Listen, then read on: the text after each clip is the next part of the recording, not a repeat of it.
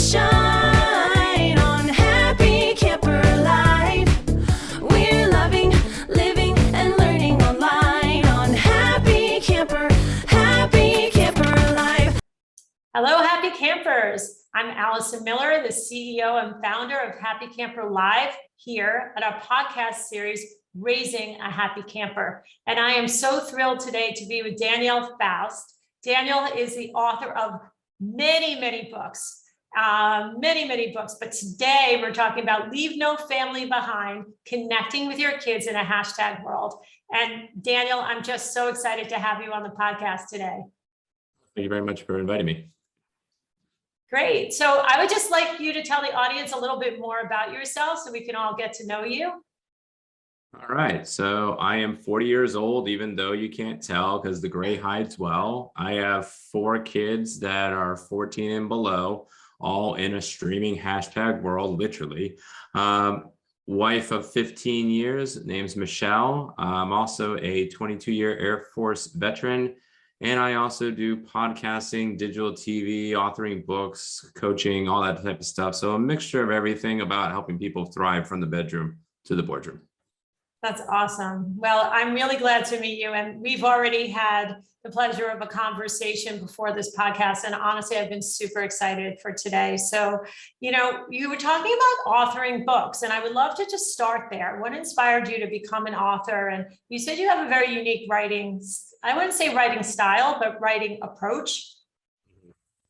Well, first off, I don't write books at all. I actually go over and screw the writing, and I'll tell you the process in a second. So this is my first book that came out about 5 years ago, Leave No Marriage Behind. And I actually learned the process of writing books from an Australian called Natasha Denman. So if you're actually wanting to write your book in 48 hours, go follow her. Natasha Denman, Denman. That's who to go over and follow. I connected with her through Facebook because I was trying to look for entrepreneurial opportunities when I got out of active duty Air Force. And she was looking for an escort across the nation because she was trying to expand her brand from Australia to the United States. So we had Zoom calls and everything else. And then I did all the background stuff. And then I escorted her across the nation while she was doing her book tour. So after about 4 book tours and everything else, she invited me to go over and publish my book. And she taught me how to go over and screw the writing and get the book done in 2 days. So that was really awesome. So that's the process I basically follow, is the ultimate 40-hour author. Now, it doesn't work for everybody.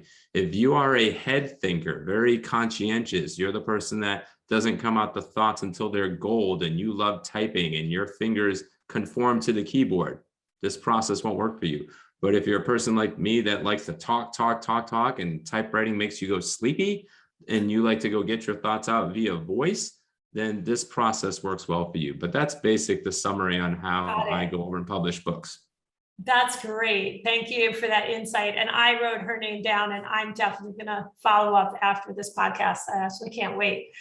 So Leave No Family Behind, connecting with your kids in a hashtag world. You got 4 kids. You said under 14. So clearly you are someone who feels, very, I guess, passionate should maybe be the word about this topic. So tell me what inspired you to author this book. It was 2 prongs. One, I was already planning to eventually do the book in December of 2022, but then my wife is publishing her book at the same time. So we're both launching on June 1st, and she needed some help. And I said, hey, I'll write my next book. And she's like, there's no way you could write the book at the same time. I'm like, yes, I can. So I created the cover like within an hour, and then did all the other processes because Natasha teaches you how to do that. And now I'm going over and creating the content and everything else, and I will be published ISBN worldwide, distributed by June 1st. So it was a need that needed to happen, but I just expedited the need. I usually publish in December because it's actually, as an entrepreneur, if you want to increase your revenues and sales during the slump of October to February, when everybody gets happy about Christmas and Thanksgiving, and then nobody really wants to buy anything unless you own a Wii or a Nintendo Switch or whatever, it's a good thing to put in the hopper to publish during that time. But I was actually helping out my wife in the sense of me expediting the book. But the book is so needed because our kids are in a hashtag world, streaming world. And yes, there's a lot of great benefits of that, even with podcasting, digital TV and everything else. But we have to know how to connect with them, and they know how to need to connect with us, and they need to connect with the intergeneration. So the book is going to be not only on how parents are going to be able to connect with kids, but how kids can connect with parents and the overall generations coming together and not just living in a hashtag, actually thriving in that hashtag in a sense. Yeah, that's actually a great way to put it because it's not going away, right? So we want to not just live, we want to thrive, and we want our kids to be thriving kids. So I think that's really a great message. I was really drawn to the cover of the book, just looking at, and we'll have that on the podcast page, but it's really, it's all about nature, and you start seeing, how it makes me just think of, getting kids outside as one of the main things. You want to get them away from, I guess, away from their devices or away from their games or whatever it is as a start, to give that space. So why don't we talk a little bit about some of, I don't know, what are some of the key points in the book that you feel like are going to be valuable for a parent? And I know, like you had told me, this is you going out into the universe and collecting like brilliant thoughts and bringing them all together. And so you're saving us all a lot of time here, right? So I'm a reader, but I think you're going to save me from reading like an encyclopedia, right? Isn't that what you had said? And you're bringing it together for me and bringing some great points out there. And then I can always go to your resources and learn more. And so I would love to know just a few things that you think would be super valuable. Yeah, so my publishing style is pretty much this. It's anything with Leave No Marriage Behind. There's 86,000 marriage books when I published in 2017. Why do I need to publish? And that's the people that want to be an author, again, that mindset. Well, there's so many books on everything else, but they don't have your specific wisdom that you go and learn and how you spun it. And for me, I grew up in an Encyclopedia Britannica world. So in the hashtag world of the younger kids, is like I grew up in YouTube of books, in the sense. And there was a lot of information about certain topics you could go over and get in these encyclopedias. So I thought to myself, how do I connect with the parents of today, but going, connecting, and also with the marriages of today? It's like, well, they want information to be fast, but they also want it to be thorough. So what I went over and did is I looked for the best of the best when I wrote the marriage book and then tied it together. And then also my experience as a behavioral consultant, I got certified in 2011 as a DISC trainer, and also I've trained in other models too now. But that's what I did, is I tied how to contextualize that with the personality style, but then I also talked about sex, intimacy, and everything else. And it's the same premise that the Leave No Family Behind book is going to be, is what is the best of the best, and then condense it in 3 to 5 pages that you have snapshot resources, and then also give a spin of the wisdom that I've gone through of all the parenting and everything else, and the stuff I'm even trying now. I'm not perfect when I'm publishing this book. Some of the things I'm gonna be like, hey, I'm going through this right now. And some things I just have gone through 6 months ago, and it's working. But the goal is that we all are a work in progress, but we all are, the goal is to be interconnected. So we don't lose that generation in any generation, because it typically happens. 18 years old, we abandon our parents for 12, 15 years, and then we start having kids, and then we get a sense of morality and faith and logistics, and actually now it all comes in. Let's go over and tie the wisdom early and learn and live instead of live and learn. And that's the goal of the book. Yeah, that's awesome. What do you think as a parent, some of the challenges are? I know we say, they're on their devices, but where are the practical challenges?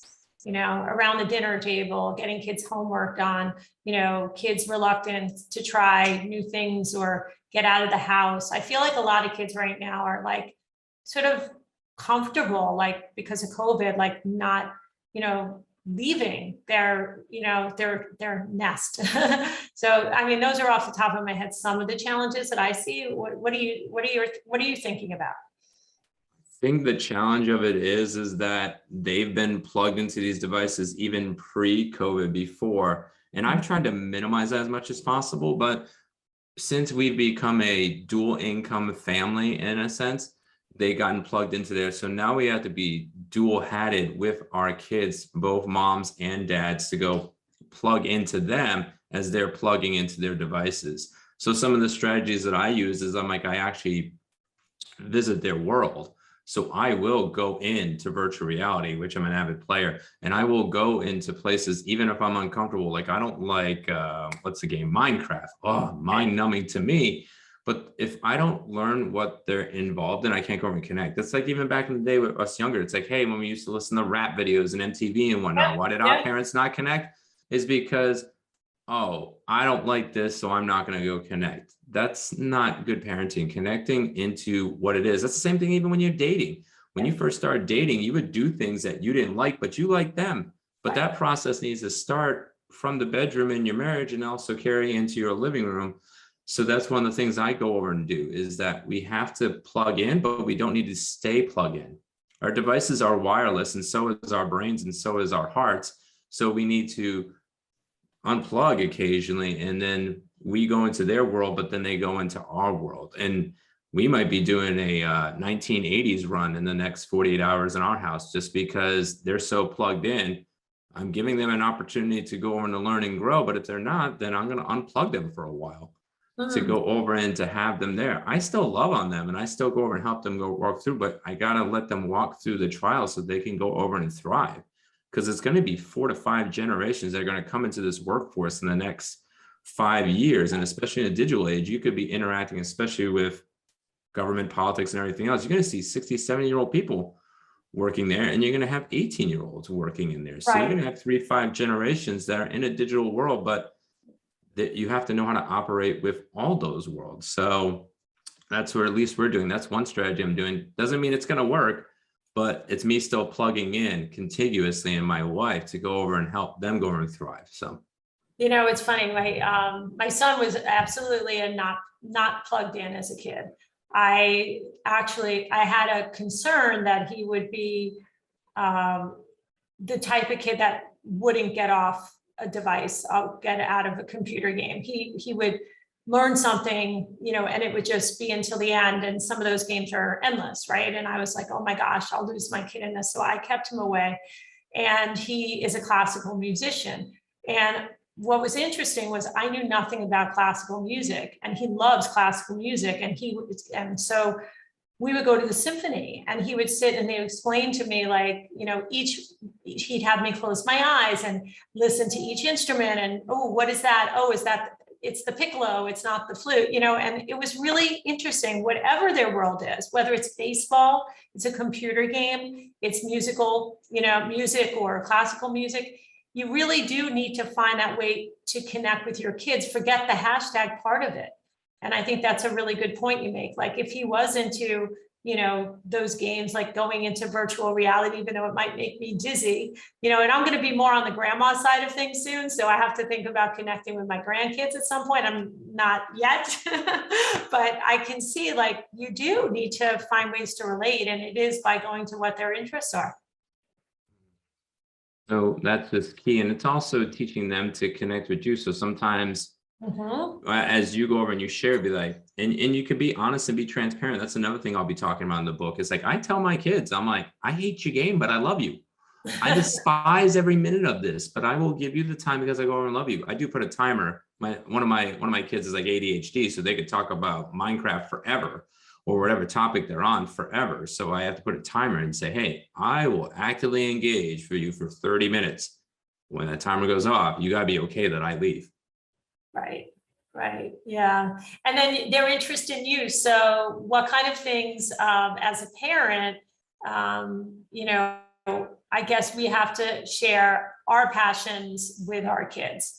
For me, you're an entrepreneur, which I love. And so I'm an entrepreneur. So for me, when my kids were younger, and now my daughter and I work together, it's like, share that passion for coming up with a project, a business idea, a book, like you're talking about, like, just something where you can share your passion. I love how you make it seem so doable to write a book. I'm really super inspired by this. And I feel like kids would be too. There's something exciting about producing, well, I don't know if the word is producing, but being able to complete a project like that and sharing it with the world. So you're using your examples for yourself. I'm sharing mine, by entrepreneurship and other things. And I think, like you said, it doesn't matter what it is that you are passionate about. It could just be your music, or it could be that I have a friend who loves old TV shows. So they had their kid all, while they were growing up, they were watching shows that I watched as a kid because their parents loved it. And it was fun talking to that kid because she was always like, whatever I don't even remember, whatever, the Brady Bunch, the this is and the that's, so yeah, and music too, common denominator, right? Like kids can listen to our music just like we can listen to theirs, right? Yeah. And I think one of the newest strategies I've been using is I've actually been using the hashtag FOMO, the fear of missing out, to get them involved in things that I go over and do, but also to get them away from the devices. Like I'll say, hey, I might be going out to X. I'll be out for 3 to 4 hours and I'm going to snap you photos on your phone. And if you want, unless you want to miss out, that's what I'm going to go do. So I try to use that strategy. And a lot of at least I'd say 2 out of 4 of my kids will do the fear of missing out and actually come with me. So then I get to share that time with them and they go over and they're like, what are you doing? Well, I'm not going to tell you, but if you want to find out, you have to come. What was big in our house? Geocaching. Have you ever done geocaching? I thought about it. I was going to start it like a few years ago, but I haven't done it. I know the Pokemon Go, I've done that with them. Yeah. It's similar. And I think geocaching is great because it's completely, you are detached, but you are also, the fun is you're a little bit on your phones trying to find these coordinates. And it's a great family activity. Like you hop in the car and you can end up in a national park. You can go into, there could be something right on your street, and it's a fun way to interact with your kids and still be a little on the tech side, but have that excitement of like a scavenger hunt and stuff like that. So yeah, I'm, being a camp director, I'm always looking for ways to connect with my kids and make it fun. I think kids are, there's a lot around school that isn't fun these days, and there's not a lot of fun at all in school for most kids, and making sure that the time after school, during breaks and in the summer are fun, and that the kids learn that there is fun outside of a computer game. And like you said, if you take them on the journey with you, it doesn't mean you're there to entertain them and you have to make every road trip, to a supermarket the most exciting thing in the world. But I think just being with you is going to be fun because they're, with their parent or their guardian doing something. So I think that's really cool. We talked yesterday when we had a chance to just kind of talk about this podcast about some of the things that adults learn, like love languages and personality styles, and you mentioned DISC and things like that. And I feel like that is so valuable when you are looking at the relationships with your family and with your kids. Do you want to talk a little bit about that? Yeah. So for the kids, you have a lot of times that you don't understand as parents. You go over and you're like, you're uncool and everything else. The only difference is that what's in front of you nowadays, but what universally stays the same is these 2 questions. So you can ask this of any of your moms and dads or grandparents or anybody that's in your house, because we know family behind is dynamic and there's so many different types of family styles. So whatever adults are in the house, ask yourself this question and ask your parents this question. First question, are you outgoing or reserved? That's 10% of the conflicts that come in the home. So if you're not connecting with your mom or you're not connecting with your dad, it could be like, I want to go out and do all these things, or I want to stay in the house, and your parents the exact opposite. Like 2 out of 4 of my kids are reserved kids and the other 2 are outgoing. So the outgoing kids usually come with me on the FOMO moments, the other 2 not. So when they get sent somewhere or do whatever, even if I don't give them everything, I'm not lying, I'm just being vague when I give it to them. And then they'll get frustrated because they wanted to stay inside, but they didn't want to miss out. That's 10% of the conflicts. The second question you want to go ask is your mom or dad more task-oriented or people-oriented? That actually causes 90% of the conflicts in a home in that regard. Because if all you're wanting to do is to go over and read a book and do this thing a certain way, and then your parent wants to go over and just have all the parties and the interactions and doesn't want to go into the details and everything else, you're like, well, you're wrecking my jam. You're messing with my jive, or whatever term or lingo you go over and use. I guess your vibe, that would be the most recent word. It's like everybody's vibing nowadays. So they might not fit into your vibe, but the thing is they're just a different vibration in a sense. That's all they are. But 90% of the conflicts, marriage, family, business, parenting, or being a kid, and then you're experiencing your parents in that control, it's just a different style. They're not trying to go over most times to be tyrants in that particular regard. They're just being different. But they're trying to bring morals and values into the parenting, and we're trying to think of you long term. So if you're a young teen and listening to this part of your brain doesn't form until you're 21. So you're literally not knowing how to access those things. So your parents, even the personality difference, they're accessing this more often than you are, and you're accessing your amygdala, which is basically your emotional center. You feel it through.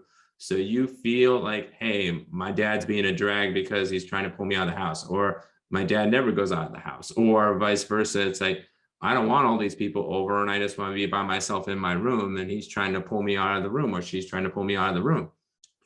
That it's just a difference, but you're feeling it in the moment more than any other time in your life, and your parents are more thinking it through.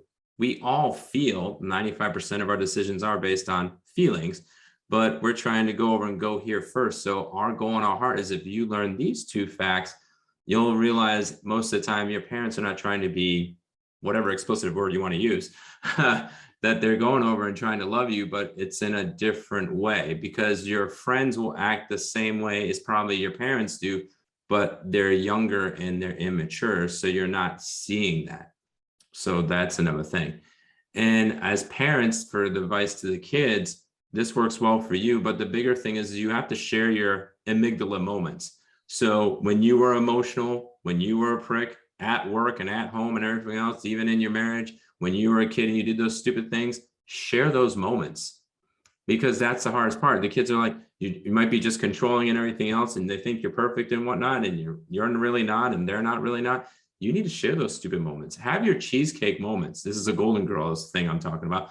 Have those moments to have some food or have some time in bonding and share the stupid, and you're going to better connect too. So that's hopefully tips for both sides, parents and kids.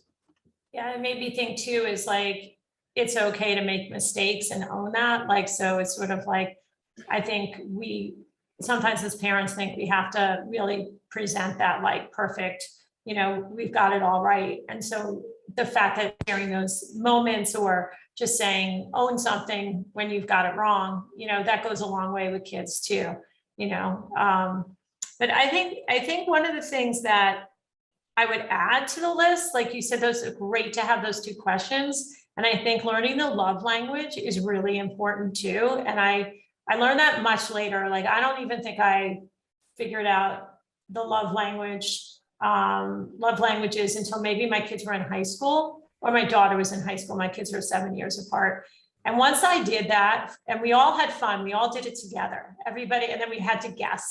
We were all guessing each other's and stuff like that. But from that moment on, there was just another whole level of understanding amongst us as a family. And also for me, looking at, my parents and, kind of just, I think that just feeling, I guess I'm just going to say love, like you just really appreciate that you are loved. And a lot of kids, teenagers don't feel that way. They don't really understand, where their parents are coming from. And that was just a big light bulb, sort of moment for my household. And I know you've done a lot of work around that. You want to share on that topic as well? Yeah, I mean, the biggest stretch is us as parents for the kids is that we, again, just like the personality styles, we got to visit the love languages. I'm not physical touch. I'm not words of affirmation. Most of my kids and my wife are physical touch and words of affirmation. So I have to sacrifice myself to go over and show them love. Parents should be showing this example first before the kids, because the kids are going to take longer to go over and do that, and they need to have that reciprocated in life. But if you're the kid going over and seeing that, and for me, I'm acts of service and quality time. And if you're my kid, or even a kid that knows me, going over and serving me, asking first, because I might have already done it, But you're going over and doing that and making sure quality time, and quality time is based on the event that you're doing most of the time. So it's not just, hey, I'm face to face, but if I'm doing something for you and you're saying, hey, Dad, I gave you quality time. No, you didn't. It was your version of quality time. It wasn't mine, and vice versa. So it's sharing in those moments back and forth, but understanding that like gifts don't have to be expensive. That's always people think it's like, that person's greedy, that person's selfish. No, they just like tangible gifts and that type of thing. And sometimes it's even intangible gifts. Nowadays in the virtual world, a kid that likes gifts, you can give them in-app credits for like Fortnite. Yeah, and that's something that's really huge for them. And it doesn't have to be that huge. You can even see that as you go over, and let's say in my house, I do a needs, wants, desires list every Wednesday and every Saturday. And I can tell what the kids are looking for, rack and stack in that particular regard. Now, if they don't write down the needs in my house, they have to pay if they don't write down. But the wants and desires, I can go over and see, like if they have a short wants and desires list, well, then they're not probably a gifts type kid. So it's a balance in that particular regard. But the long story short is that everything that you can go over and learn about yourself and about others is going to help you as a parent, and also as a kid going over and growing up into being an adult and everything else, because you might not think it's cool right now to learn that stuff and hey, everything is that. But the long story short is that when you enter into the adult world, 85% of what you understand of people actually is going to get you all the jobs and opportunities that you want. The technical skills only carry so long. And nowadays, because my background is education and training on the military side, an average degree is only going to last 7 years. If it's a technology one, it's more likely only going to last a couple of years, and you're going to get out and you're going to be like, that doesn't matter. But if you know those people skills and practice in the home with your mom and dad, or the moms and dad practicing with the kids, you're going to be able to go out into the rest of the world, into the boardroom, and go over and thrive. This is the training ground right now for both of us, as parents to kids and kids to parents. This is a safe place that you have, because once you exit the living room doors and you go out to the boardroom, they're going to anticipate that you got it. And if you don't, in that safe place you don't have anymore, you could be doing like I did and took 10 to 15 years to learn the world of hurts. And now in my 40s, I'm at least functional, So I don't want you functional, no matter if you're a 10-year-old child listens to this or a 40-year-old man. Practice in the living room, practice in the bedroom the most. That's why I always recommend bedroom first, then living room. But in this space, we're talking about practice in that living room, in the safe place, so you can go over and thrive. Yeah, no, I think that's really great advice. And I really think that the impact you've outlined the real impact that this can have on the individual kid in the long term, and that the investment that you as a parent or caretaker make into your relationship and these connections, it's not just about you and your connections, it's about how they're going to function as an adult in the world. And that's what we're all there, is to make our kids, support them in being the best that they can be when they're adults, out on their own. So I'm really excited. I think you said June, the book is going to be coming out, right? And I can't wait to read it. And I'd love to have you back. And when you have even more ideas in some of the chapters that have been written, then we can talk more specifically about some of them if you're interested. And I really enjoyed this time with you on the Happy Camper Live podcast. Thank you very much. And just so you know, your audience, the book is a work in progress. So if you want to contribute to that, you can go and connect with me on Facebook, Daniel Faust, or on Instagram or on LinkedIn. I do have a TikTok account, but it's kind of broken right now. So for the post-millennial generation, it's going to take a little bit to fix that. But if you want to go over and connect and actually contribute, and you want to be a part of that, that'd be greatly appreciated, because it's all for you. It's for everybody from 8 to 80. And if you're past 80, I'll still help, but that's the average age, That's great. Well, I'm going to check it out. I feel like there's a summer camp part of this book that needs to be told, and people have a lot to learn from the summer camp world. And I definitely feel like there's some things that I could contribute, and I'm excited to continue this relationship. We want to thank everybody for listening today. We'd love for you to follow us and like us on YouTube and subscribe. And for more summer camp content, you can check us out at YouTube. All our podcasts are on Spotify, Apple, and wherever podcasts are found. And Daniel, again, thank you for being with us today. It was really a pleasure, and I'm just excited about what you're up to. And I learned a lot from this podcast, and I just appreciate you sharing your world with me. Thank you. Thank you for the time too. Take a moment to shine.